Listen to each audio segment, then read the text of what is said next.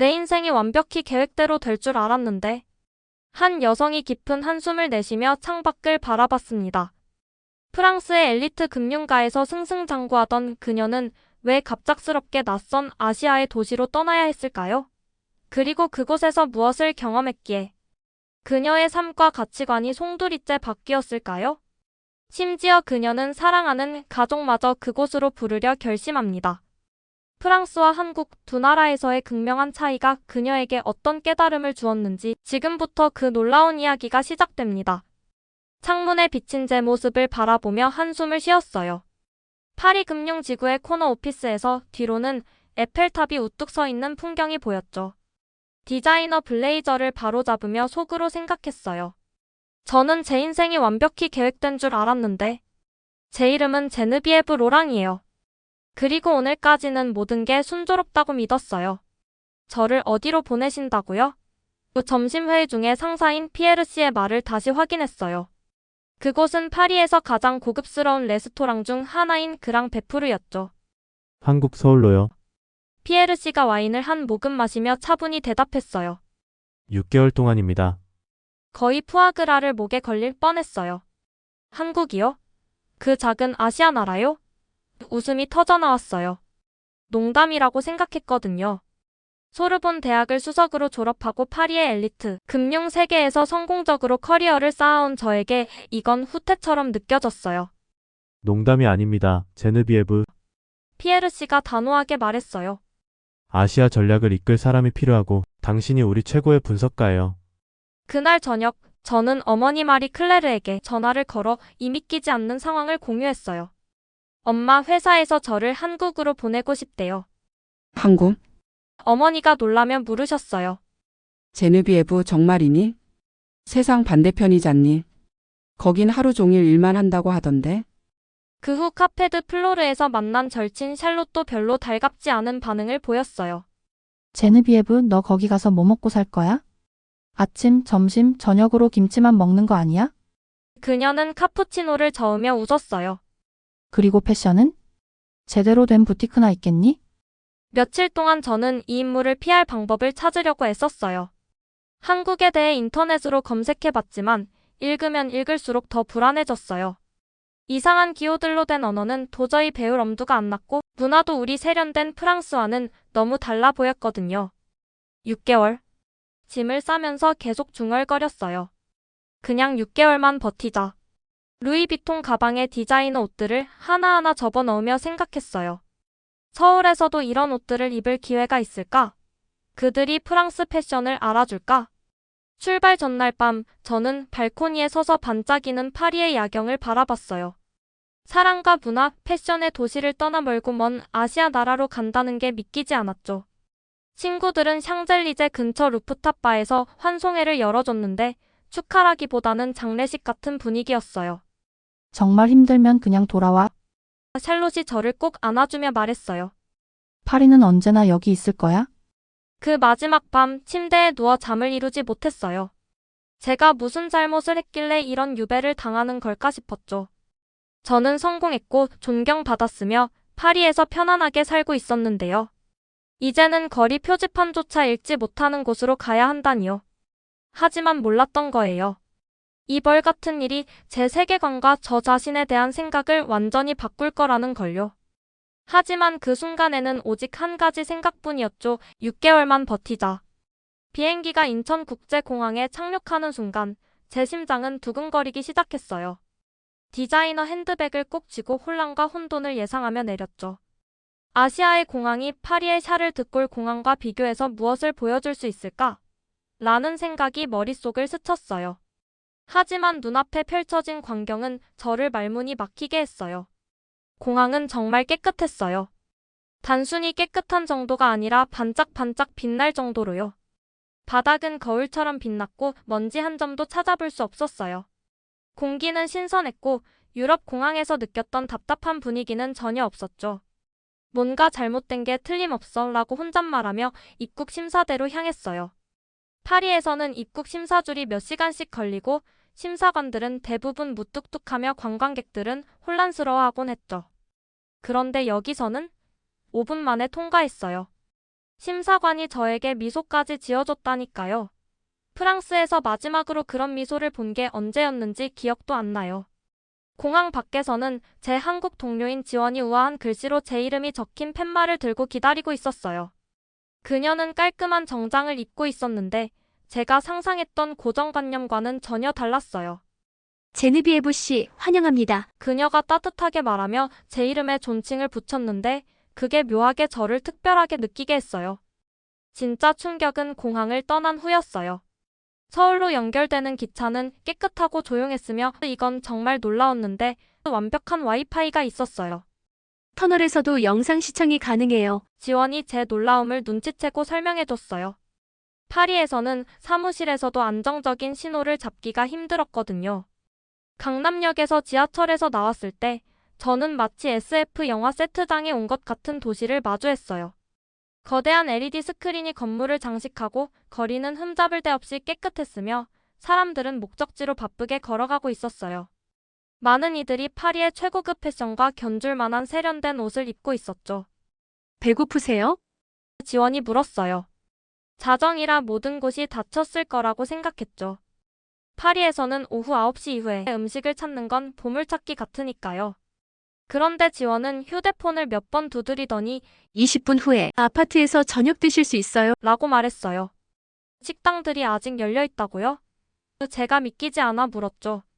지원은 웃으며 대답했어요. 서울에서는 모든 게 열려 있어요. 편의점도 24시간이고요. 음식, 식료품, 약 뭐든지 배달돼요. 회사가 마련해준 아파트는 현대적인 고층 건물의 보안 수준이 포트녹스를 연상케 할 정도였어요. 문에는 열쇠 대신 지문 인식 디지털 패드가 있었고 내부에는 이미 와이파이가 설치되어 있었으며 화장실에는 커피 머신보다 버튼이 더 많은 하이테크 변기가 있었죠. 창문 밖으로 보이는 서울의 야경은 파리의 스카이라인을 구식처럼 보이게 만들었어요. 그날 밤 15분 만에 배달된 가장 맛있는 한국식 치킨을 먹으며 서울의 반짝이는 불빛들을 바라봤어요. 도시는 제가 한 번도 느껴보지 못한 에너지로 가득 차 있었어요. 모든 것이 효율적으로 작동했고 제가 사랑했던 파리가 마치 지난 세기에 멈춰 있는 것처럼 느껴졌죠. 어쩌면 창문에 비친 제 모습을 보며 생각했어요. 6개월도 그렇게 나쁘진 않을지도 몰라. 하지만 그때는 몰랐죠. 이곳 한국에서의 시간이 제가 진정으로 발전된 삶이 무엇인지 이해하게 만들어줄 거라는 것을요. 아침 햇살이 아파트 창문으로 쏟아져 들어오고 있었어요. 저는 커피를 마시며 서울의 멋진 스카이라인을 바라보고 있었죠. 한국에 온 지 벌써 4개월이 지났는데 처음엔 낯설기만 했던 것들이 이제는 너무나도 익숙하고 편안하게 느껴졌어요. 믿을 수가 없네. 제가 창밖을 내려다보며 혼잣말했어요. 출근길에 바쁘게 움직이는 사람들을 보면서요. 파리에서는 소매치기나 거리에서의 불쾌한 일들을 걱정했을 텐데 여기 서울에서는요. 언제든 혼자 걸어 다닐 수 있고 노트북과 핸드폰을 들고 다녀도 전혀 두렵지 않았어요. 어제는 파리에서는 상상도 못할 일이 있었어요. 점심 먹고 카페에 신용카드를 두고 나왔거든요. 프랑스였으면 아마 영영 못 찾았을 거예요. 그런데 여기서는요. 카페 주인이 카드를 잘 보관해뒀을 뿐만 아니라 은행에 연락까지 해서 제가 찾을 수 있도록 해줬어요. 제가 다시 찾아갔더니 오히려 주인이 저에게 사과를 하더라고요. 그게 얼마나 놀라운 일이었는지 상상이 가세요? 여기 생활의 편리함은 매일 저를 놀라게 해요. 방금 제 핸드폰이 진동했는데 또 배달이 왔더라고요. 10분 전에 주문한 식료품이 벌써 도착했어요. 파리에서는 가게가 열었는지부터 확인하고 직접 걸어가서 무거운 가방을 들고 집에 와야 했는데 말이에요. 제느비에브 씨, 직장에서 지원이 저를 부르며 말했어요. 저녁 같이 드실래요? 새로 생긴 맛집을 찾았거든요. 밤 9시인데도 거리는 여전히 밝고 활기찼어요. 식당들은 열려 있고 지하철은 자주 다니고 편의점들은 코너마다 환하게 빛나고 있었죠. 그리고 지하철. 정말 말로 표현할 수 없을 정도로 깨끗하고 시간도 정확하며 무료 와이파이까지 완벽하게 작동했어요. 출근길에 엄마와 영상통화를 했는데 엄마는 기차가 얼마나 부드럽고 조용한지 믿지 못하시더라고요. 마치 바퀴 달린 고급 호텔 같아요. 제가 엄마에게 말하며 파리의 낙서투성이에 자주 연착되는 지하철을 떠올렸죠. 어느 날 밤 새벽 3시에 약이 필요했어요. 파리였다면 아침까지 기다려야 했겠죠. 하지만 서울에서는요.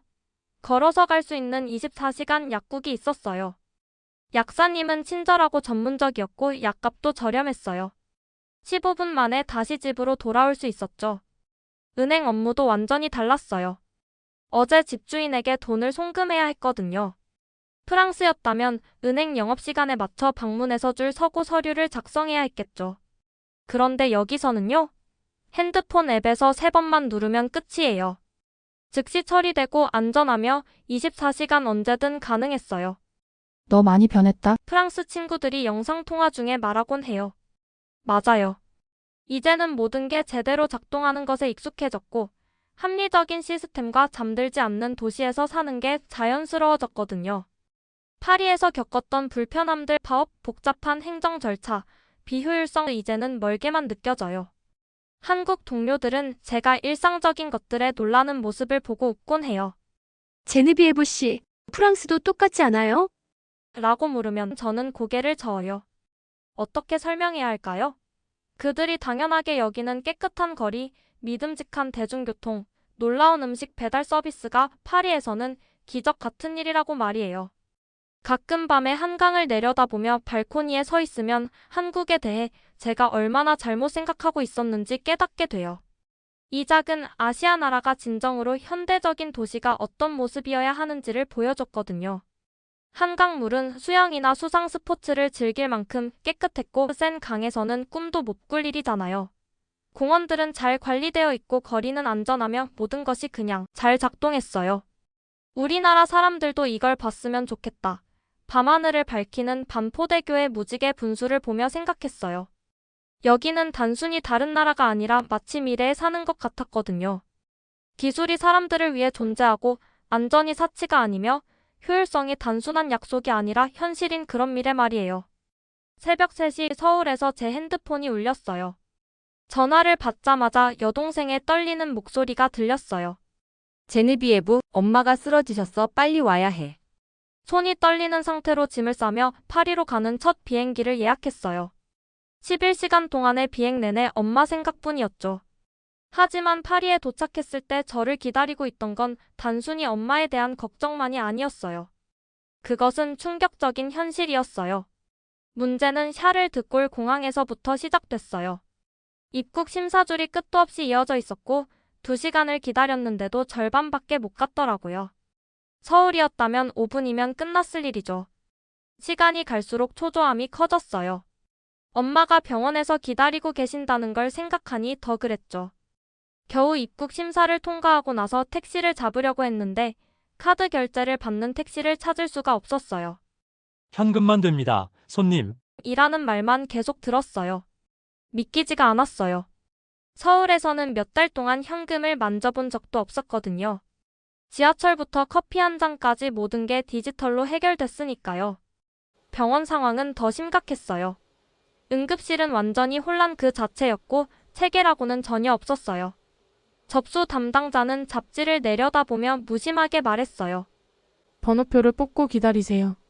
하지만 엄마가 지금 당장 치료가 필요해요. 제가 항의했죠. 여기선 모두 기다려야 합니다. 그녀가 차갑게 대답했어요. 그게 시스템이에요. 4시간. 엄마가 의사를 만나기까지 걸린 시간이었어요. 서울에서는 응급 환자는 몇 분 안에 치료를 받았을 텐데요. 여기서는 응급실이라는 단어에서 응급이라는 의미가 없는 것 같았어요. 병원 자체는 마치 과거로 돌아간 것 같았어요. 벽은 더럽고 장비는 낡아 보였으며 와이파이는 전혀 작동하지 않았죠. 엄마의 검사 결과를 온라인으로 확인하려 했는데 불가능했어요. 서울이었다면 모든 게 제 핸드폰 앱에 바로 올라왔을 텐데요. 로랑 부인, 의사가 드디어 부르며 말했어요. 검사를 좀 더 해봐야겠네요. 내일 다시 오세요. 내일이라고요? 제 귀를 의심했어요. 엄마가 지금 아프시잖아요. 영상 촬영 부서는 문 닫았습니다. 영업시간이 지났거든요. 그는 어깨를 으쓱하며 말했어요. 24시간 의료 서비스가 가능한 서울과 비교하면 이곳은 정말 믿기지 않았어요. 서울에서는 병원이 문을 닫는 일이 없었고 긴급한 경우에는 즉각적인 처치가 이루어졌으며 현대적인 기술 덕분에 더 빠르고 정확한 진단과 치료가 가능했죠. 결정적으로 병원 내 카페테리아는 저녁 시간인데도 문을 닫았더라고요. 자판기는 정확한 잔돈만 받았고요. 서울에서는 병원 대기실에서도 언제든 음식을 주문해서 핸드폰으로 결제하고 바로 배달받을 수 있었는데 말이에요. 그날 밤 엄마 병상 옆에 앉아 파리의 스카이라인을 바라봤어요. 빛의 도시라는 파리가 이제는 그렇게 밝게 느껴지지 않았죠. 사이렌 소리는 끊임없이 울리고 거리 아래는 더럽고 시위대의 분노 가득한 구호 소리가 건물들 사이로 메아리쳤어요. 엄마, 제가 엄마 손을 잡으며 속삭였어요. 미안해요. 파리는 예전 같지가 않아요. 서울이 훨씬 나은 의료 시스템도 있고 더 나은 모든 게 있어요. 엄마는 약하게 제 손을 꼭 쥐셨고 저는 그 자리에서 결심했어요. 엄마가 회복되시면 어떻게든 엄마를 한국으로 모셔오겠다고요. 간호사가 낡은 컴퓨터 시스템으로 엄마의 활력 징후를 입력하려 애쓰는 모습을 보며 깨달았어요. 때로는 앞으로 나아가기 위해 과거를 뒤로해야 한다는 것을요. 그 과거가 아무리 아름다운 파리라 할지라도 말이에요. 엄마 병상 옆에 놓인 불편한 플라스틱 의자에 앉아 엄마가 잠든 모습을 지켜보고 있었어요. 희미한 병실 안에서 유일하게 들리는 소리는 심장 모니터의 일정한 삐 소리뿐이었죠. 제 머릿속은 상상도 못했던 생각들로 가득 차 있었어요. 로랑 부인, 문가에서 간호사가 불렀어요. 의사 선생님이 내일 오후에 뵐 예정이에요. 아마도요. 파업이 예정되어 있어서 확실하진 않아요. 또 파업이라니요?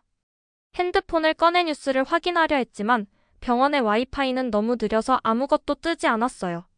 서울에서는 지하철역조차 유명한 파리 병원보다 인터넷이 훨씬 빨랐거든요. 제느비에브 로랑, 엄마가 눈을 뜨며 속삭였어요. 무슨 걱정이라도 있니? 저는 엄마의 손을 잡고 살며시 눌렀어요. 엄마, 중요한 얘기를 드려야 해요. 심장이 두근거렸어요. 엄마가 나아지시면 저랑 한국에 같이 가셨으면 해요. 엄마의 눈이 커졌어요. 한국? 그런데 왜? 왜냐면요. 잠시 멈추고 용기를 모았어요. 저는 다시 거기로 돌아가서 살려고 해요. 영원히요. 그 뒤에 이어진 침묵은 파리의 모든 명품 브랜드보다 더 무겁게 느껴졌어요. 밖에서는 시위대의 구호 소리가 들렸어요. 요즘엔 항상 시위가 있는 것 같았죠. 하지만 여기가 내 집이잖니. 엄마가 떨리는 목소리로 말씀하셨어요. 파리는 내가 자란 곳이고 가족들이 있는 곳이잖아. 그 순간 불빛이 깜빡거리더니 꺼져버렸어요. 또 정전이었죠. 서울이었다면 뉴스 속보로 나왔을 일이 여기서는 아무도 놀라지 않는 듯 했어요. 엄마, 제가 설명드릴게요. 핸드폰 플래시를 켜며 말했어요. 한국에서는 단순히 사는 곳 이상의 무언가를 찾았어요. 병원이 며칠씩 기다리게 하지 않고 밤에도 거리가 안전하고 모든 게 그냥 잘 작동하는 그런 사회를요. 저는 서울에서의 삶에 대해 말씀드렸어요. 24시간 열려있는 편의점들, 어디서나 번개처럼 빠른 인터넷, 깨끗한 지하철 시스템, 그리고 무엇보다도 따뜻한 안전함과 효율성으로 감싸주는 그 느낌까지요. 그럼 내 커리어는? 내 친구들은? 여기서의 삶은? 엄마가 물으셨어요. 저는 부드럽게 웃었어요. 커리어요? 엄마, 서울에서는 모든 걸 더 빠르고 더 잘할 수 있어요. 거기 기술은 단순히 발전된 수준이 아니라 빛의 속도로 앞서 있어요. 그리고 친구들? 거기서 정말 좋은 친구들을 만났고 그 친구들이 진짜 효율성과 배려심이 뭔지 보여줬어요. 그때 불빛이 다시 들어오고 간호사가 기계들을 확인하러 급히 들어왔어요. 그녀는 이번 주에만 3번째 정전이라며 중얼거렸는데 마치 당연한 일처럼 보였죠. 엄마, 만약 이게 서울 병원이었으면 어떻게 됐을지 아세요? 제가 물었어요. 즉시 작동하는 비상 발전기가 있었을 거예요. 환자들은 차이를 느끼지도 못했겠죠. 그리고 병원 측에서 진심 어린 사과를 했을 거예요. 그냥 어깨를 으쓱하는 게 아니라요. 엄마는 한동안 창밖의 파리 스카이라인을 바라보며 조용히 계셨어요. 그러다 눈물을 글썽이며 저를 바라보셨어요. 너 정말 많이 변했구나, 그렇지? 네, 엄마. 한국이 저를 바꿨어요. 모든 것이 더 나아질 수 있다는 걸 보여줬고 그래야만 한다는 것도 알게 해줬어요. 깊은 숨을 들이쉬며 말했어요. 그리고 언젠가는 엄마도 그걸 보셨으면 좋겠어요. 단순히 방문하는 게 아니라 아예 머물면서요. 미래가 단순한 약속이 아니라 현실인 그런 곳에서 살아보셨으면 좋겠어요. 제 말을 강조라도 하듯 의사가 종이 차트를 들고 들어왔는데 종이 차트라니요. 2025년에 한국에서는 모든 게 디지털화되어 태블릿이나 스마트폰으로 즉시 접근할 수 있었을 텐데 말이에요. 엄마, 이건 단순히 편리함의 문제가 아니에요. 부드럽게 말했어요. 더 나은 삶의 방식을 선택하는 문제예요. 그리고 저는 그 더 나은 삶을 원해요. 저를 위해서도 그렇고 언젠가는 엄마를 위해서도 그렇고요. 비행기가 인천국제공항에 착륙하는 순간 제 눈에 눈물이 고였어요. 하지만 이번엔 기쁨의 눈물이었어요. 익숙한 한국어 안내 방송이 스피커를 통해 흘러나오자 저도 모르게 미소가 지어졌어요. 드디어 집에 돌아왔다는 느낌이 들었거든요. 반짝반짝 빛나는 공항 터미널을 걸으며 그동안 그리웠던 작은 것들이 눈에 들어왔어요. 단 5분 만에 끝난 초고속 입국 심사, 번개처럼 빠르게 연결된 공항 와이파이, 그리고 모든 것이 완벽하게 맞물려 움직이는 듯한 그 질서까지요. 제느비에브 씨 환영해요. 지원이 도착 게이트에서 환하게 웃으며 기다리고 있었어요. 그녀는 제가 좋아하는 한국 간식들과 새 교통카드를 준비해 왔더라고요. 내일 회사에서 다들 당신을 빨리 보고 싶어 해요. 공항철도를 타고 서울로 가는 동안 저는 도시의 불빛들이 별처럼 반짝이는 모습을 바라봤어요. 기차는 조용히 미끄러지듯 움직였고 주변 사람들은 평온했어요.